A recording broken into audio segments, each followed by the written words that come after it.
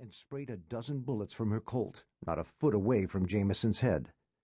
Savich heard a window explode. She walked right up to Jameson and poked the gun barrel in his gut. Now!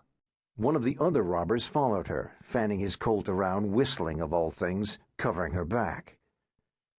That left the other woman and the man holding Riley around the neck. She was in his line of sight, small and in constant motion, sweeping her weapon over the employees and the bank customers. Fear poured off the rows of still bodies, lacing the air with a rancid smell. Savich lay flat on his belly at the edge of the group. He saw her scuffed black-booted feet coming toward him. She stopped. He felt the weight of her gaze, her sharp intake of breath. Hey! I know who you are!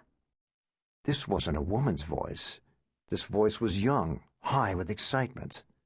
A girl's voice. She kicked him in the ribs. Well, ain't this my lucky day? Jeff, look at what we got. He's that FBI guy. Remember we saw him on TV a couple weeks ago? She kicked him again, harder. Big bastard federal cop. You're the one who brought down those rich old dorks, right? Jeff, the guy holding Riley, shouted, "Pay attention, kid. You're supposed to keep your eye on all these bugs. Make sure they don't try to crawl away or do anything dumb. Mind your own. He's not important." Her voice went higher, shriller. How old was she? Didn't you hear me? I said he's this hotshot FBI agent. Yeah, who cares? Flat on his belly now, isn't he? And Jeff laughed.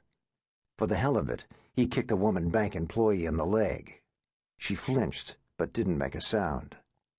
Her voice pumped with adrenaline. She said, "Hey, jerk! You are him, aren't you?" Savich looked up full into her masked face. She was fine-boned, thin, probably had to stretch to make 5'3". He stared into her wild, excited dark eyes, glittering behind the black ski mask. "Yeah," he said, "I'm that jerk." She sang out, laughing. I got me a bona fide FBI agent right here at my feet. What a surprise! You scared yet, big man? I'm gonna get to kill me a real-life FBI agent. Jeff said, "Until we get our money, we're not popping anybody." Jeff sounded on the manic side himself, 40 years old, maybe 50, a smoker's voice, and like the girl, he seemed to be in perpetual motion. Savich heard Mac Jameson yell, "No!" Then there was a single gunshot, obscenely loud in the close confines of the vault.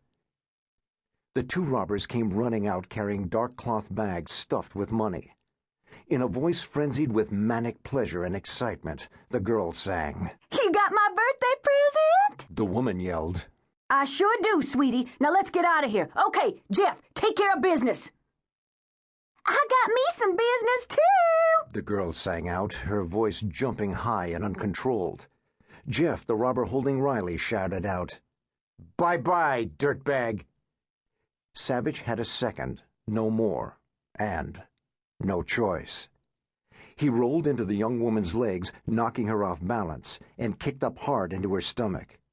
She yelled in pain as she staggered backward, dropping her Colt as she waved her arms to keep her balance. As she fell, he pulled his cig from his belt clip, rolled, and shot the man holding Riley in the middle of his forehead.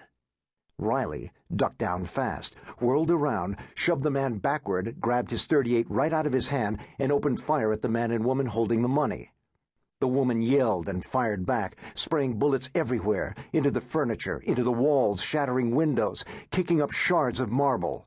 People were screaming, some trying to scramble to their feet, others curled with their arms over their heads. This wasn't good. People would die. Everyone stay down, Savich yelled. He lunged behind a desk as bullets ripped through the computer monitor 6 inches above him, spraying chunks of glass into the air. A bullet struck the keyboard, kicked it into the air, and it shattered, raining shards of plastic. Too close, too close. He rolled to the far side, came up onto his elbows, and fired at the robber whose weapon was swinging around toward him. He shot him in the arm. The robber yelled in pain and anger and fired back a hot, fast dozen rounds. When the Colt's magazine was empty, he didn't seem to realize it at first and pulled frantically.